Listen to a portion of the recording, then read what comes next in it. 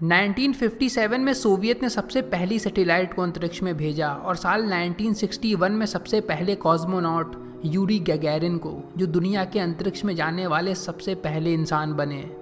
Soviet को अंतरिक्ष के क्षेत्र में मिलने वाली इन सफलताओं ने शायद यूनाइटेड स्टेट्स को चिंता में डाल दिया था और उन्हें लग रहा था कि इस स्पेस रेस में वो पीछे रह जाएंगे। लेकिन सोवियत की इन सफलताओं के पीछे सोवियत कई ऐसी बातों को छुपा रहा था जिनमें कई दुखद और दर्दनाक घटनाएं शामिल थीं और उनसे जुड़े राज। 1960 में लॉन्चिंग पैड पे एक सोवियत रॉकेट में आग लग गई थी, जिस दुर्घटना में 78 क्रू मेंबर्स मारे गए। 1961 में गैगैरिन की अंतरिक्ष यात्रा से ठीक पहले एक सोवियत अंतरिक्ष कॉस्मोनॉट की जान चली गई थी जब वो ऑक्सीजन से भरे एक ट्रेनिंग कैप्सूल के अंदर थे जिसमें आग लग गई।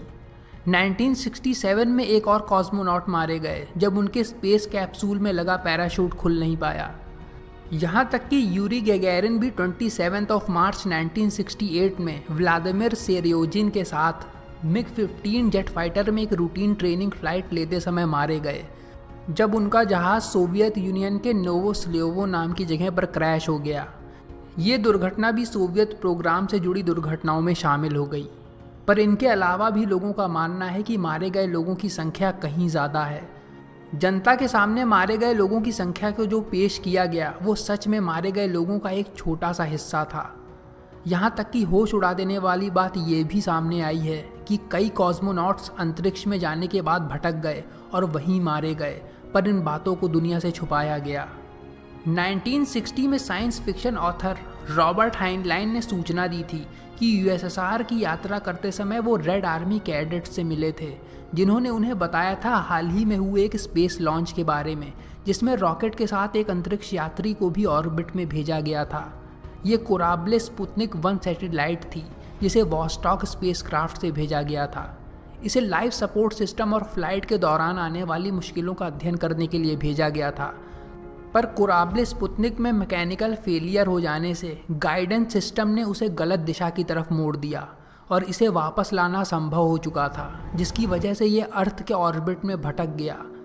सोवियत का दावा है कि ये एक अनमैन्ड टेस्ट फ्लाइट थी, इसमें कोई इंसान मौजूद नहीं था, पर हाइनलाइन का मानना है कि उसमें कोई इंसान मौजूद था।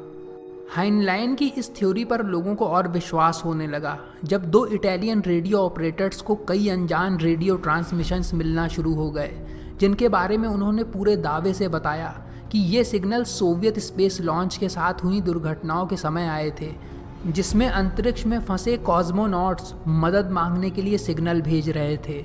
इटली के शहर ट्यूरिन में रहने वाले 2 भाई एचिलियन और जियोवानी जूडिका कॉर्डिग्लिया ने दावा किया कि साल 1957 को एक दिन उन्होंने सोवियत स्पेस प्रोग्राम के ट्रांसमिशंस को मॉनिटर करना शुरू कर दिया था, जो इस बात का सबूत था कि यूरी गैगैरिन से पहले भी कुछ लोगों को अंतरिक्ष में भेजा गया था।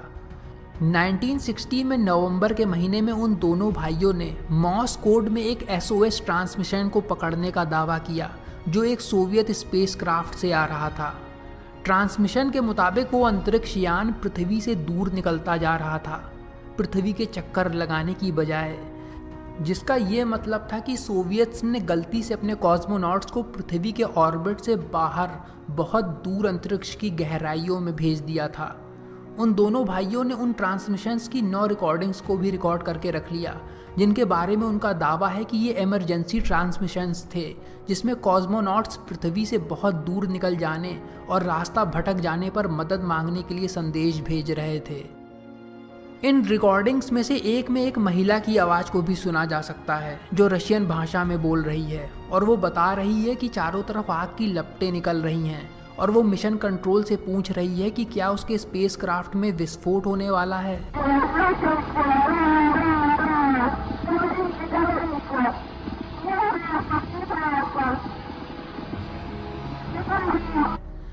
अगर ये रिकॉर्डिंग सच हैं तो अंतरिक्ष में भेजी गई सबसे पहली महिला को सोवियत्स ने भेजा था, जिसकी अंतरिक्ष में मौत भी हो गई।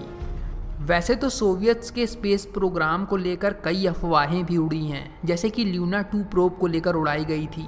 ये सोवियत का छठा अटेम्प्ट था चांद पर प्रोब को भेजने का। ये इंसानों द्वारा भेजा गया पहला ऐसा ऑब्जेक्ट था जो किसी दूसरी सेलेस्टियल बॉडी से टकराया था। ये अटेम्प्ट तो सक्सेसफुल था, पर इसको लेकर यह अफवाह उड़ी थी कि इसमें इंसानों को भी भेजा गया था। सोवियत ने अपने ऊपर लगे इन आरोपों को बेबुनियाद बताया। हालांकि उन्होंने कई घटनाओं को छुपाया भी, पर ल्यूना प्रोब में उन्हें ज़्यादा सफाई देने की ज़रूरत नहीं पड़ी, क्योंकि उस प्रोब में इंसानों के लिए कोई जगह नहीं बनाई गई थी और कोराबल स्पुतनिक में कोई री एंट्री शील्ड नहीं थी, जिससे पता चलता है कि उन्हें इस कैप्सूल के बच पाने की पहले से ही कोई उम्मीद नहीं थी।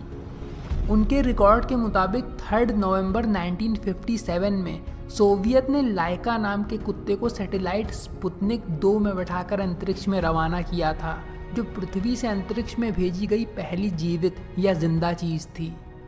ज्यूडिका कॉर्डिग्लिया की उन रिकॉर्डिंग्स को भी झूठा बताया गया। गैगारिन ने अपनी बायोग्राफी में सुझाव दिया था कि लापता कॉस्मोनॉट्स के बारे में जो बातें कही गई हैं वो दुर्घटनाएं लो ऑर्बिट में हुई हैं, ना कि अंतरिक्ष में। यहाँ तक कि सोवियत स्पेस प्रोग्राम के डीक्लासिफाइड डॉक्यूमेंट्स में भी लापता हो गए कॉस्मोनॉट्स के बारे में जिक्र नहीं किया गया है।